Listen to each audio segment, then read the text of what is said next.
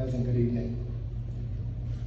I am so happy that Brother Peter Rutherford did not give me a notice to say, my best friend.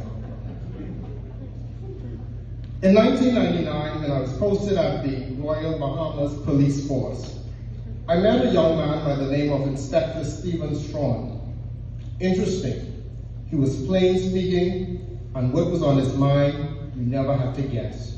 If you wanted a true opinion on a matter, ask Steve. Even if it hurt, he was brutally honest, a tribute and trait he passed on to my godson. A year later, Steve inquired about membership into Alpha Phi Alpha Fraternity, and after consultation with the boss lady, yes, the boss lady, he began the process and was initiated as a brother of the fraternity. I can still remember the laughter of the boss lady, who said, "Would my husband want to be in this fraternity and he's so old?" I was proud to be Stephen's sponsor. Immediately after he was initiated, I appointed him to two committees, the Community Outreach and the Education Committee. 6 months later after his initiation, he was elected as my secretary. Brother Steve served with distinction. Brother Steve and I attended the Florida District Convention in Jacksonville, Florida in October 2002, and we successfully lobbied to the Florida Federation of Alpha Chapters for the Bahamas to become its own area. And the two of us were campaigning all over that weekend, and we were able to get the Bahamas area created with its first area director. In October 2003, Brother Steve, again, we traveled with about 30 Bahamians to Dallas, Texas, where I was seeking the office of National President of the National Panel and Council. Despite running a top-rated campaign and having a large delegation, I was cheated out of the office of National President. Brother Andre Moss, what a time we had in Dallas, Texas, went all the way there to get wrong. Wow. But that didn't deter our team, because you see, 9 months later, this same team came together and created the Bahamas Primary School Student of the Year Foundation. Yes, that Dallas team. And we created this foundation, and Steve became a founding director of the foundation. And he served as Vice President of Logistics and Vice President of Finance. Yes, finance. He didn't know nothing about finance, but he accepted that appointment.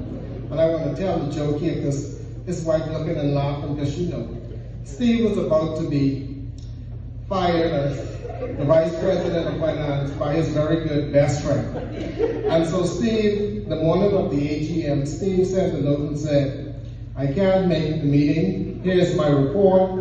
And the directors said, "Steve did such a good job," and they promoted him to Vice President Emeritus. He and the board had outsmarted me. When Steve and Shonda was blessed with the announcement of their third child, I'd already told Steve that I had so many godchildren that I don't care who asked me, I was not serving no more but father for me. Steve passed me a note that Shonda had given him and said, "Ricardo, congratulations, you are the godfather of my next child."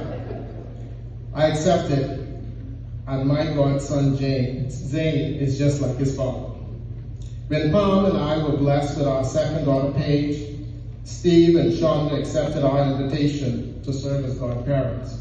And the most interesting thing about our kids, Steve and Shonda is Paige's godparents, and they accepted Rashay as their godchild also. And so Paige also reminds her sister that they are the honorary godparents, and she is the real godchild. But Zane is my godson, and Tyler and Aaron are my godchildren also. So that is the type of family and friends we were. It was very interesting that I remember when Steve was transitioning into the ministry, and his word was, "We don't have long, and only what's done for Christ will last." It was very interesting. I believe that Steve was truly preparing us for this, because I was like, Steve, Reverend Morrison actually ordaining you, and he said, whatever is done for Christ, alas. And so he accepted that appointment. I will always remember when he was ordained to the sacred ministry on December 15th. And I was so proud to watch as my best friend was being ordained. Today, I must be honest, I am sad that my fraternity brother and one of my best friends have accepted the call of God to come home. But yet, Reverend Stephen George Tron, may God bless you, may God keep you, and may you rest in peace. But know that we will forever remember the cherished memories that you left as a friend, a colleague, and a brother. Know that the DeVoe family will forever remember our family bond. We will keep the strong family in prayer.